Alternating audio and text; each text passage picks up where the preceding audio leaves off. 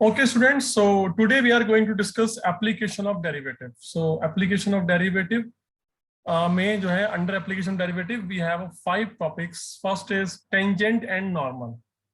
Okay, tangent and normal. Second is increasing and decreasing function. Third one is error approximation. Fourth one is maxima and minima.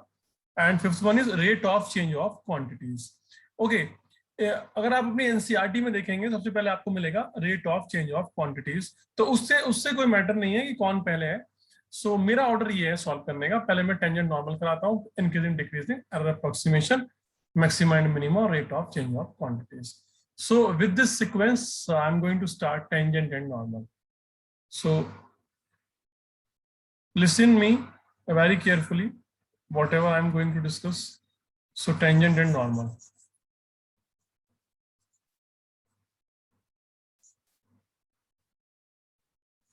Okay, so tangent and normal. Yes. So what is tangent? देखिए, अगर मैं एक x axis और y axis को यहाँ पे draw करता हूँ इस 2-डायमेंशनल प्लेन में. सो यहाँ पे ये x एक्सिस है, positive side, y axis positive side, this is origin. So यहाँ पे अगर आप y equal to F X, कोई भी फंक्शन है ना, बी एनी फंक्शन, कोई भी फंक्शन. अब कोई भी फंक्शन है तो कुछ तो ग्राफ होगा उसका, ठीक है. अब वो कुछ तो ग्राफ क्या होगा भाई, कुछ तो होगा भाई, कुछ तो ग्राफ क्या होगा. तो भाई चलो ये ग्राफ होगा, मान लिया हमने ये ग्राफ होगा, ठीक है. अब अगर ये ग्राफ है तो इसके किसी भी पॉइंट पर आप टेंजेंट ड्रॉ कीजिए. जैसे कि मान लिया मैं ये वाला पॉइंट लेता हूँ और इस वाले पॉइंट पर मैं एक टेंजेंट ड्रॉ करना चाहता हूँ. तो टेंजेंट का मतलब होता है जो इस पॉइंट को टच करके एक लाइन जाए. सो ये टेंजेंट होगी भाई, यही तो टेंजेंट है. और इसी की आपको इक्वेशन फाइंड आउट करनी है. भाई इस क्वेश्चन में क्या दिया हुआ है, tangent and normal.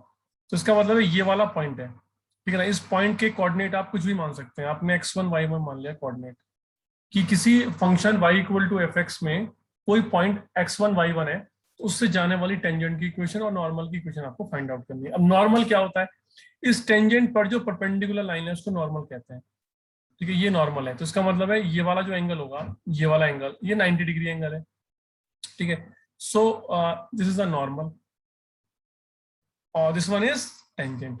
And this curve is y equal to fx. Now everything is clear. Okay, so start. कैसे हम स्टार्ट करेंगे इसको, चलिए. सो यहाँ से हमें इक्वेशन को फाइंड आउट करने के लिए देखिए, सबसे पहली बात तो बच्चों ये है कि अगर आप किसी भी फंक्शन को अगर आप डिफरेंशिएट करते हैं, जैसे मैंने dy बाई dx निकाला, तो यहाँ से क्या बना, f डैश x बना. तो डेरिवेटिव क्या होता है बच्चों, डेरिवेटिव क्या होता है कि किसी भी फंक्शन का किसी भी पॉइंट पर जो टेंजेंट का स्लोप होता है वो डेरिवेटिव होता है. I am repeating my statement कि किसी भी फंक्शन का किसी पर्टिकुलर पॉइंट पर जो टेंजेंट ड्रॉ हुई है उस टेंजेंट का जो स्लोप है वो डेरिवेटिव होता है. तो dy by dx f dash x क्या है, स्लोप है. किसका slope of tangent.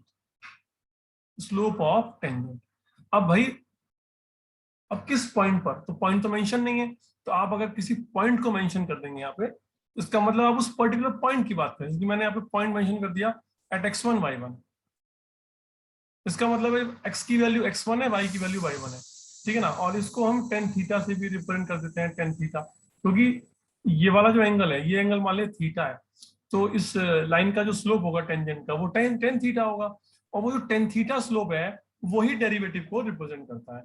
So now it is very good. So now equation of tangent, अब तो इसको फाइंड आउट करना बहुत आसान हो गया. So equation of tangent.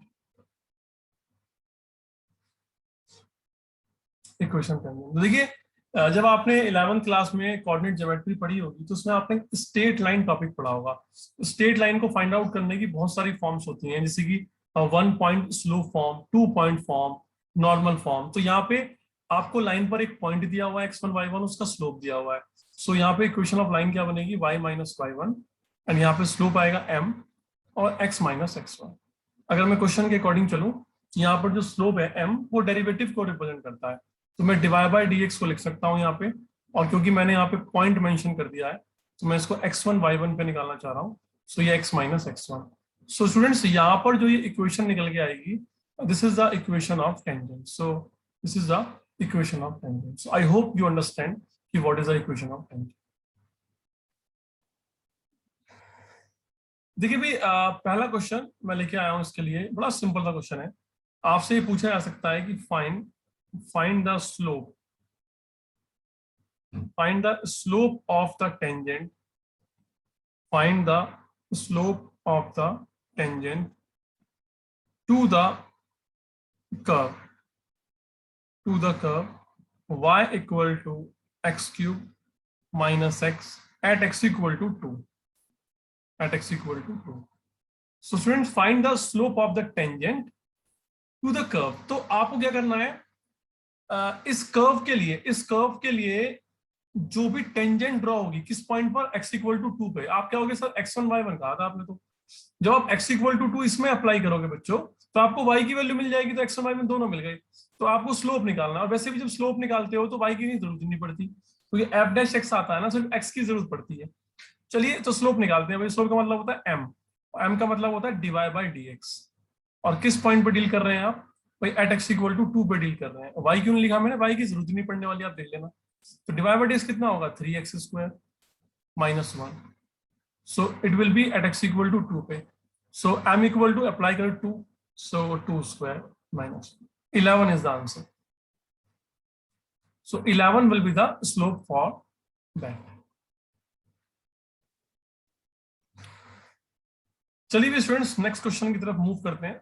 So very very important questions, not important, ये तो सिंपल क्वेश्चंस हैं. जब इंपॉर्टेंट आएंगे बताऊंगा मैं आपको, ठीक है ना.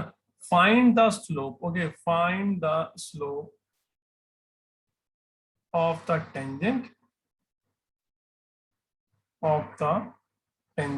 And normal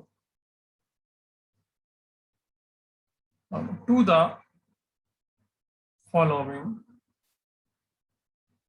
curve, to the following curve. So भाई कर्व क्या है यहाँ पे, y equal to 2x square plus 3 sin x at x equal to 0 पे. आपको इस कर्व की जो टेंजेंट है एट x इक्वल टू 0 पे, उसका आपको स्लोप निकालना है, और नॉर्मल का भी स्लोप निकालना है. देखिए नॉर्मल के स्लोप का हमने डिस्कशन नहीं किया अभी तक, मैं बताया था आपको. देखिए अगर आपने अभी ये पढ़ा बच्चों कि अगर इस कर्व के इस पॉइंट पर, इसको हम टेंजेंट बोलते हैं. ऑब्वियस सी बात है कि इसकी परपेंडिकुलर लाइन को हम नॉर्मल बोलेंगे. तो ये नॉर्मल हो गया, ये टेंजेंट हो गया. अगर मैं इस टेंजेंट का जो स्लोप है उसको मैं m1 मान लूं, और इसका स्लोप मैं m2 मान लूं, तो इनके बीच में 90 डिग्री एंगल है. देखिए अगर दो लाइनें परपेंडिकुलर होती हैं तो उनके स्लोप का जो प्रोडक्ट होता है वो -1 होता है. m1 m2 equal to -1. या फिर हम एक काम और कर सकते हैं कि इसको m1 ना मान के, ठीक है, इसको मान लेता हूं mt, इसको मान लेता हूं mn. अब देखिए slope of tangent and slope of normal का प्रोडक्ट -1 होता है. So for getting the slope of normal you will apply the formula, this one, reciprocal, negative reciprocal of that. So start the solution. So first you need to find the derivative of this function. So what you are getting, this 3 cos x. So but here mt, yes, mt at the point x equal to 0. So 4 into 0 plus 3 into cos 0. So here is 0, 3 is the answer. And we need the normal. So normal is -1 upon this. So mn, normal slope, is -1/3. So I think we need these two values, slope of normal and slope of tangent. I hope you understand the solution part. So आइए एक और question करते हैं इसके ऊपर, एक और question करते हैं जिससे कि आपकी जो प्रैक्टिस है वो अच्छी खासी प्रैक्टिस हो जाए आपकी इस टॉपिक के ऊपर. सो ये स्लोप और नॉर्मल थोड़ा खेल लेते हैं इससे, फिर खेलने के बाद हम इक्वेशन निकालेंगे नॉर्मल और टेंजेंट की. फिर बाद में लेंथ निकालेंगे ना. लेंथ मैंने अभी आपको बताई नहीं है बाय फॉर्मूला, मैं आपको तभी बताऊंगा. चलिए इसका सेकंड पार्ट, इस क्वेश्चन, इसी क्वेश्चन में एक और मैं पार्ट ले लेता हूँ. y equal to sin 2x plus cot x plus 2 का स्क्वायर. सो ये क्वेश्चन है बच्चों, तो यहाँ से डेरिवेटिव निकालना बहुत जरूरी है, डिवाइड बाय dx. तो देखिए 2 पीछे शिफ्ट होगा अकॉर्डिंग टू डेरिवेटिव फॉर्मूला, +2, यहाँ पे क्या जाएगा 2 - 1 आ जाएगा तो 1 बचा, इंटू चेन रूल से अंदर वाले पार्ट का भी डेरिवेटिव होगा तो sin 2x में cos 2x होगा, 2x का 2 होगा तो 2 cos 2x, और cot x का डेरिवेटिव होता है -cos x स्क्वायर x, और 2 का 0 हो गया। ठीक है जी। अब आपको चाहिए mt चाहिए ना, स्लोप ऑफ नॉर्मल टेंजेंट, वो भी किसी पॉइंट पर पॉइंट दिया हुआ है कि एट x = π/2 पर चाहिए भैया आपको।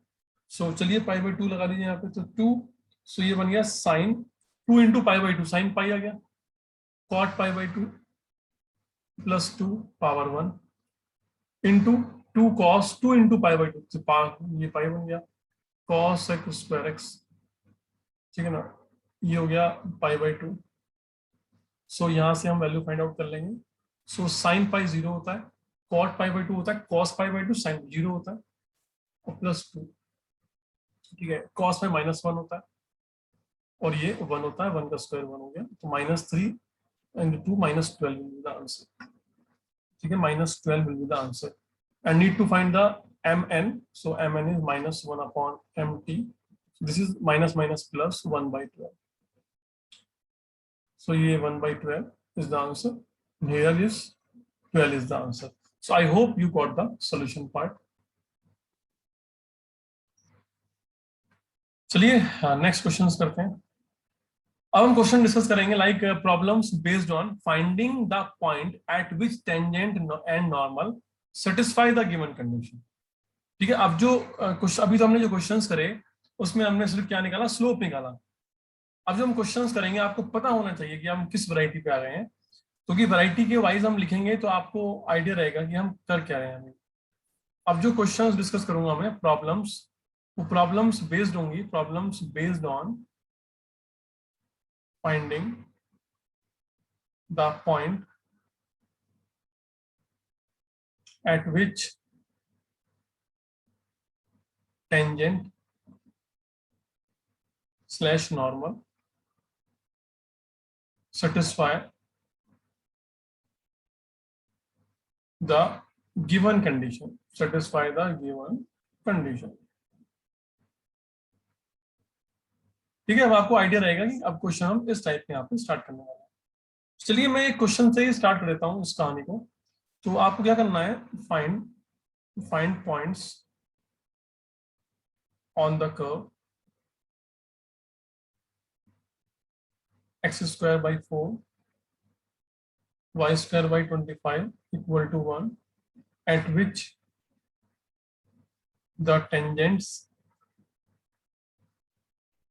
the tangents are, so first part of the question, parallel to x-axis,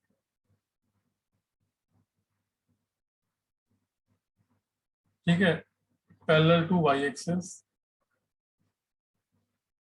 parallel to y-axis। चलिए कहानी स्टार्ट करते हैं। सो इस कहानी में हमें क्या करना होगा, देखिए, तो find points on the curve, find points on the curve at which the tangents are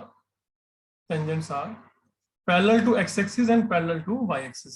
इसका मतलब बच्चों ये है, तो ये तो एलिप्स की इक्वेशन है भाई, ये तो श्योर है, x²/a²y, तो ये एलिप्स की इक्वेशन है, ये बात तो श्योर है, ये एलिप्स है, ठीक है ना। इसमें लेकिन मेजर एक्सिस वाई एक्सिस होगा, सो ये इक्वेशन नहीं बनेगी, मैं इक्वेशन बना देता हूँ, ये वाली इक्वेशन नहीं बनेगी। यहाँ पे जो एलिप्स बनेगा वो वाई एक्सिस पे बनेगा, जो मतलब बड़े वाला पार्ट होगा वो एक्स, क्योंकि ये छोटे वाला जो पार्ट है ये सिर्फ 2,0 है, और ये वाला -2,0, ये बड़े वाला जो पार्ट है ये हो गया 0,5, और ये हो गया 0,-5। तो ये जो आपको बताना है कि इस एलिप्स के ऊपर ऐसा वो कौन सा पॉइंट है जिसपे ड्रॉ की गई जो टेंजेंट है वो पैरेलल टू एक्स एक्सिस होगी और पैरेलल टू वाई एक्सिस होगी। भाई मुझे तो इस क्वेश्चन को बिना ही सॉल्व करे ये दिखाई दे रहा है, बिना सॉल्व करे, कि एक तो ये वाला पॉइंट है 0,5, देखो अगर मैं इसके ऊपर एक टेंजेंट ड्रॉ करता हूँ तो ये टेंजेंट मुझे पैरेलल टू एक्स एक्सिस नजर आती है, एक्स एक्सिस है, और मैं इसके ऊपर भी ड्रॉ करता हूँ तो ये भी tangent parallel to x axis होती है। सिमिलरली अगर मैं यहाँ पे ड्रॉ करता हूँ तो ये tangent parallel to Y axis होती है, और अगर मैं यहाँ पे ड्रॉ करता हूँ सो ये जो टेंजेंट आती है ये भी पैरेलल टू वाई एक्सिस आती है।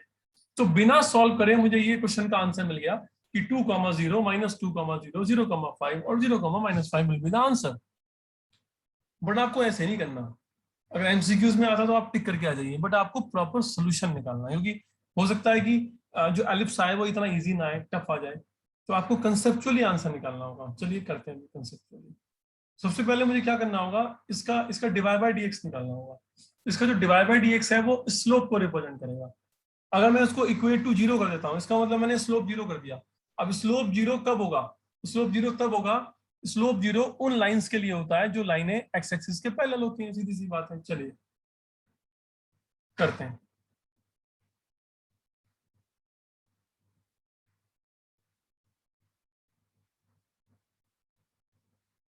Differentiate on both side with respect to x.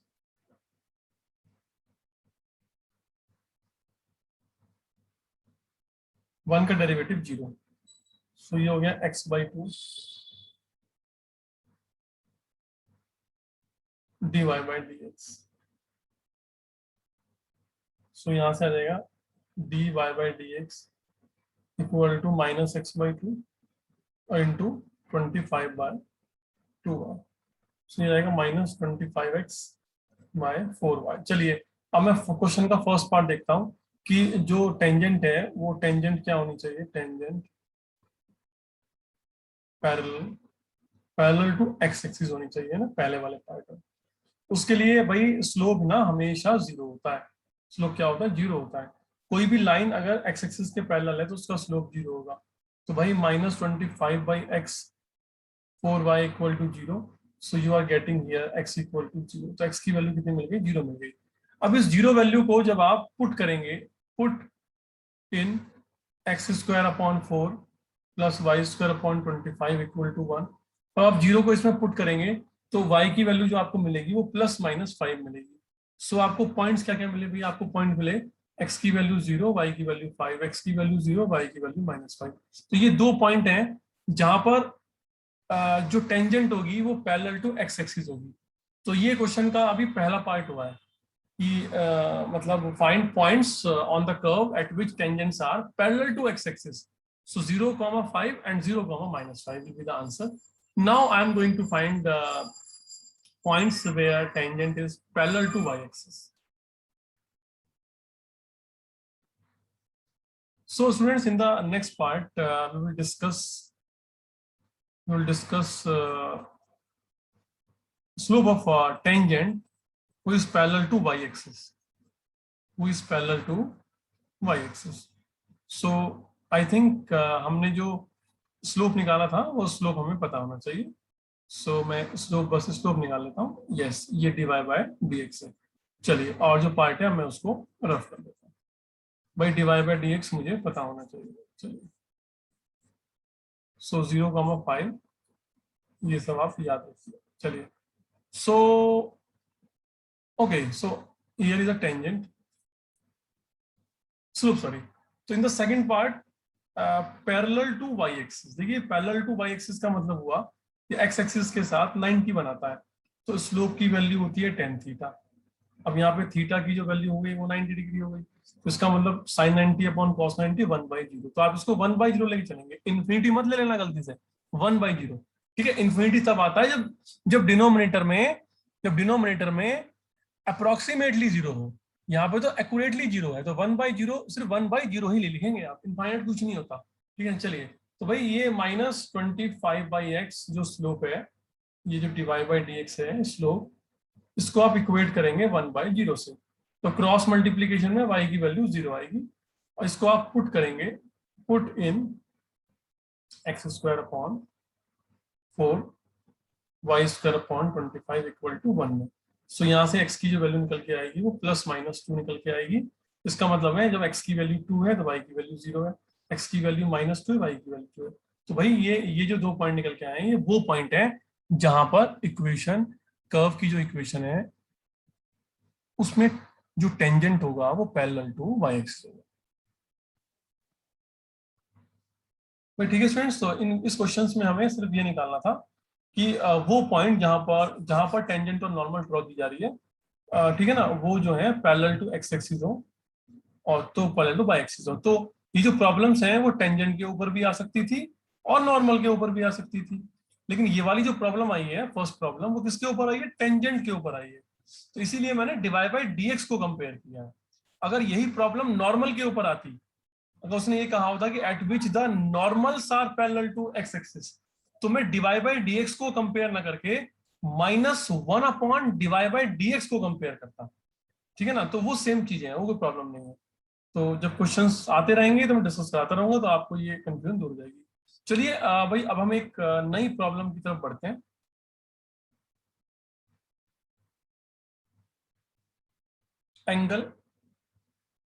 Angle between the intersection of to curves. भाई टू कर्व्स के बीच में आपको निकालना है एंगल। तो ये हमने स्ट्रेट लाइन में ही फाइंड आउट किया था। ये एक कर्व है, ये दूसरा कर्व है। तो भाई इसको मान लीजिए y equal to F x, और इसको मान लीजिए y equal to g x. इनके बीच में अब एंगल ये थोड़ी होगा, नहीं। इनका जो इंटरसेक्टिंग पॉइंट है उस पर आपको टेंजेंट ड्रॉ करनी पड़ेगी, टेंजेंट। सो ये टेंजेंट हो गई, ये टेंजेंट, और सिमिलरली आपको इसके ऊपर भी टेंजेंट ड्रॉ करनी पड़ेगी। अरे यार क्या प्रॉब्लम है।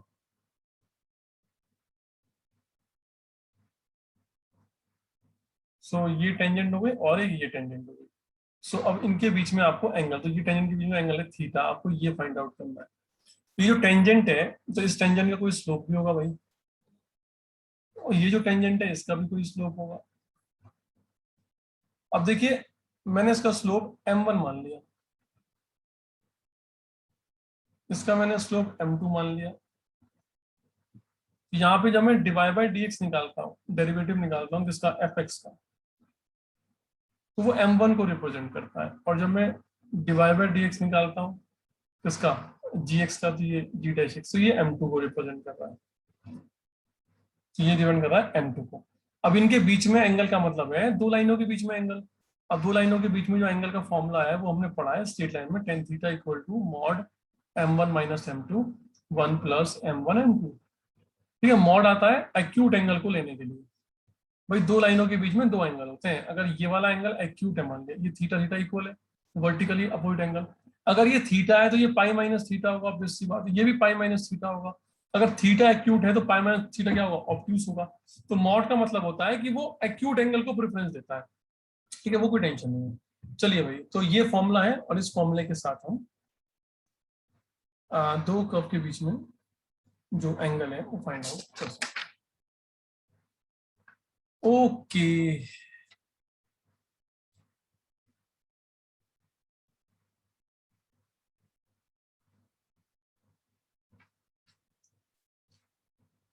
चलिए स्टूडेंट्स, आगे चलते हैं।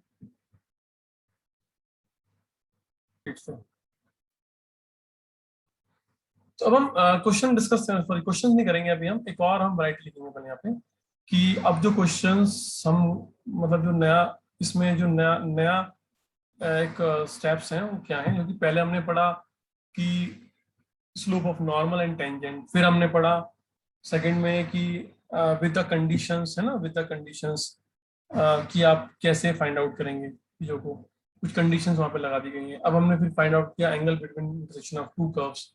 हम करेंगे कि problems based on finding the equation of tangent and normal. तो आई थिंक ये तो बड़े बहुत सिंपल है भाई, आपको equation of tangent and normal चाहिए, तो आपको कर्व मिलेगा, पॉइंट मिलेगा। सो आई थिंक सबको अब तो आइडिया हो गया होगी टेंजेंट की इक्वेशन कैसे निकलेगी। भाई अगर y माइनस वाई वन एक पॉइंट मिलेगा ना आपको, x वन वाई वन, सो यहाँ पे जो फंक्शन होगा उसका डेरिवेटिव निकाल देना इस पॉइंट पर, at x one y one पे, और यहाँ पे x माइनस एक्स वन हो गया। सो ये तो इक्वेशन ऑफ टेंजेंट हो गई। ठीक है, नॉर्मल की इक्वेशन निकालने के लिए आपको सब कुछ सेम रखना है, बस स्लोप चेंज कर देना। स्लोप क्या होगा, -1 अपॉन dy बाई dx कर देना यहाँ पर, इस पॉइंट पर एक्स वन वाई वन। सो ये हो जाएगा x minus x one. So with this concept you can find the equation of normal and tangent. तो मैं एक क्वेश्चन यहाँ पे डिस्कस करना चाहूंगा इसके ऊपर। चलिए क्विक करते हैं, क्योंकि फिर ये रिकॉर्डिंग हमारी ओवर होने वाली है। सो यहाँ पे एक क्वेश्चन है कि find the equation of the tangent and normal to the curve. So यहाँ पर जो आपको कर्व दिया है वो दिया है x raise to the power 2/3, y raise to the power 2/3 equal to 2 at point 1 1। So आपको फाइंड आउट करना है, find equation of tangent, equation of tangent and normal, equation of tangent and normal. So मुझे लगता नहीं कि किसी को कोई डाउट होगा। सो फटाफट हम दोनों तरफ x के रिस्पेक्ट में डिफरेंशिएट करेंगे। तो differentiate with respect to x, तो कितना होगा 2/3 x पावर 2/3 माइनस 1। सो मैं डायरेक्ट लिख दूं बच्चों 2/3 माइनस 1, तो -1/3 आएगा, आप चेक कर लीजिएगा। यहाँ से आएगा 2/3 y 2/3 माइनस 1, तो -1/3 आएगा, और y का डेरिवेटिव dy/dx आएगा, और 2 का डेरिवेटिव 0 आएगा। सो यहाँ से dy/dx की जो वैल्यू आएगी वो आएगी -x, तो x तो नीचे चला जाएगा और y आ जाएगा नीचे, तो y ऊपर चला जाएगा। तो मैं डायरेक्ट लिखूँ, मैंने कहा आप कंफ्यूज हो जाओगे, तो मैं डायरेक्ट नहीं लिखना लो। 2/3 मैंने निकाल दिया, 2/3 तो चला गया। सो ये कुछ ऐसा बनेगा, और dy/dx की जो वैल्यू होगी, x जो नेगेटिव है वो नीचे चला जाएगा, y नेगेटिव वो ऊपर चला जाएगा, तो y/x की पावर 1/3 आ जाएगा। लेकिन मुझे जो दिया हुआ है, मुझे पॉइंट दिया हुआ है 1 1, सो मैं अप्लाई करूंगा 1 1, तो मुझे -1 मिलेगा स्लोप।